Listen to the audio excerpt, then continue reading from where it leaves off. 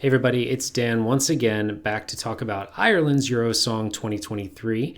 I have been highly anticipating these three entries, and I think we've got a few that might actually make it back to the grand final for the first time since 2018. So let's go through my 6 all the way to my number 1 and see what we got.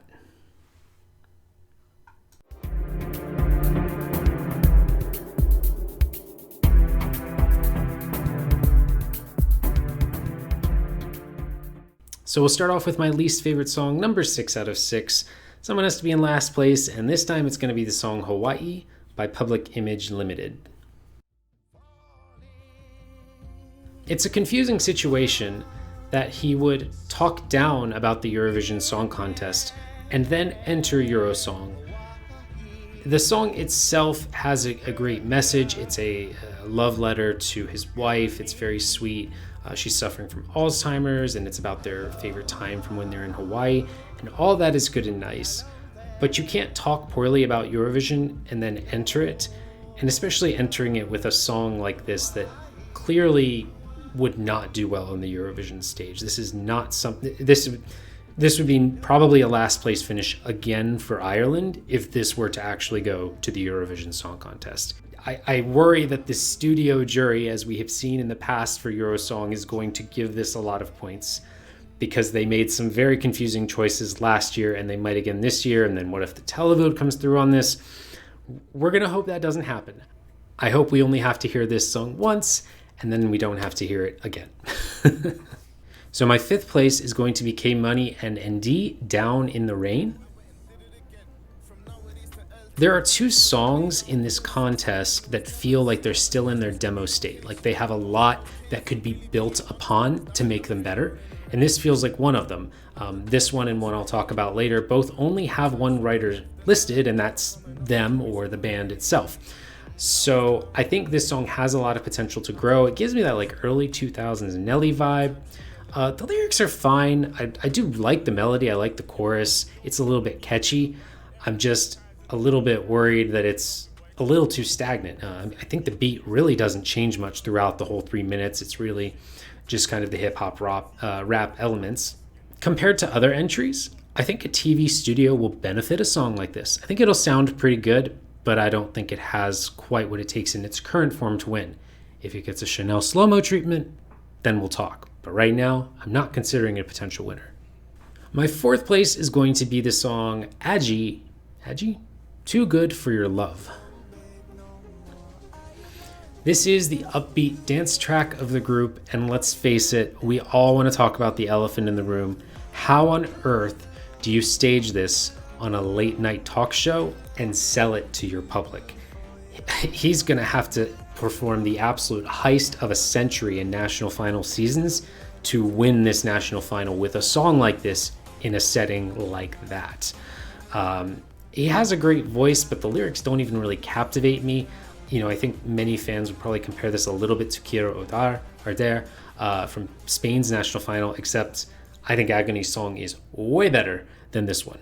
Way more interesting as a song. I know this one is a fan favorite. A lot of people are kind of getting behind it and talking about it, but it's going to have to overcome so many hurdles to win this competition. My 3rd place is going to be Wild Youth. The song is called We Are Young. So for the 2nd year in a row, Ireland has decided to send a social, progressive, inspirational anthem. Last year that was Miles Graham's song, and this year it's this song, which is much, much better than Miles Graham's song. It's a very accessible, pop, easy listening song. The structure is, it's very familiar, right? It feels like a lot of those pop rock bands that we've heard for generations. The thing I will say is I think this could be a surprise winner simply because of how Eurosong does their scoring, right? If you get last place, you get 2 points in a category. If you get first, you get 12. And they scale by 2 points each. Well, what if we have an instance like we did last year where, say, one song gets 12 and then gets 2 and then gets 4 and then another gets 12 and gets 2 over here and only 4 over here, and everything jumbles up? I feel like Wild Youth, We Are Young are just going to consistently be in that 4 to 6 to 8 range. Well, actually maybe like 6 to 8 and potentially 10 range. And I think they'll just keep being just in sight of getting to the top, but not. And then when we look at the final score, we're going to be like, wait, how did they get 26 points? Oh my God, they won.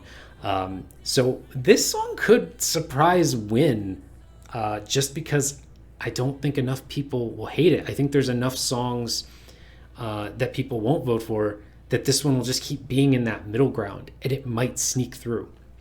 Time for my silver medal, my second place, and it is Layla Jane with Wild.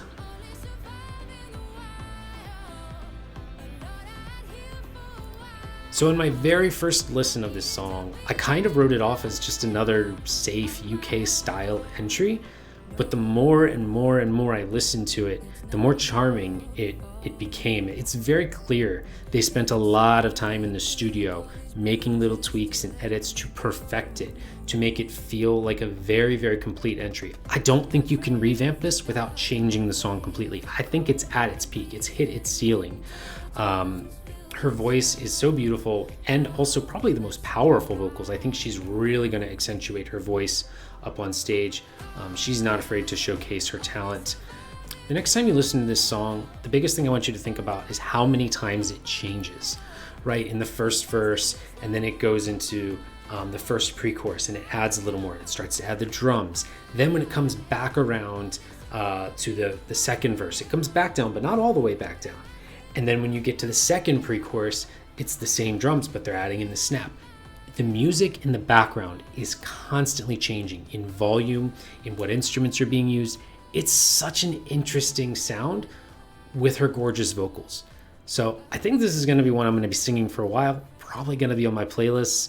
I don't know if it's going to win. I actually would say some of the other songs I've talked about, I think have a better chance of winning than this one.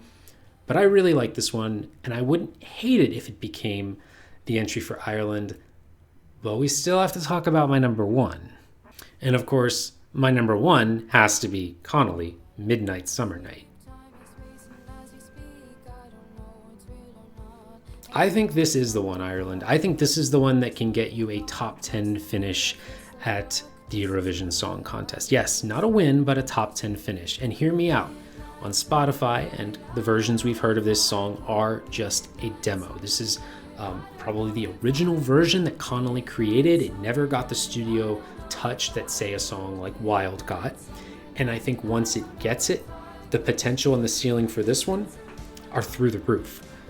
I think the lyrics of this song are the most interesting by far compared to any of the other artists. The melody is mysterious and hypnotizing. Her voice gives me those kind of Blanche 2017 vibes from Belgium, from City Lights.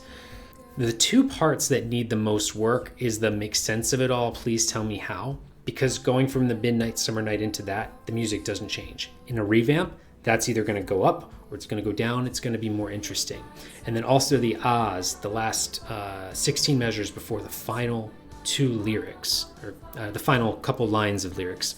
That actually reminds me of like Dreams by the Cranberries, which is kind of funny because now I feel like, now it really feels like an Irish entry to me. It's the same four ahs, I think repeated 4 times. Maybe it isn't, but it really sounds like it is. And again, that's another thing live, even live at Eurosong, I think she may completely reimagine that and we'll get something different and not just the studio sound, but even beyond when you take that into a revamp and you make that entire section more interesting before the hold on little girl and all that. This is just the one. I really hope they select this and they go forward with a revamp. I fully expect Ireland to get back to the final if this wins and goes and gets a revamp. Or maybe I should start making a bet with my viewers. But that would be my seal of approval, that I believe they can make it back to the finals if this wins and gets revamped. Ireland's Eurosong is always interesting. I can't wait to watch that night. I, of course, will be cheering primarily for Connolly and Layla Jane, and we'll see how they end up performing. We'll also see how many strange things that those in-house jurors say. I think they were the most entertaining part of last year, to be honest. They're an interesting bunch. They have a very unique outlook on the artist performing in Eurosong. So that's it. Hope to see y'all next time, and have a good one.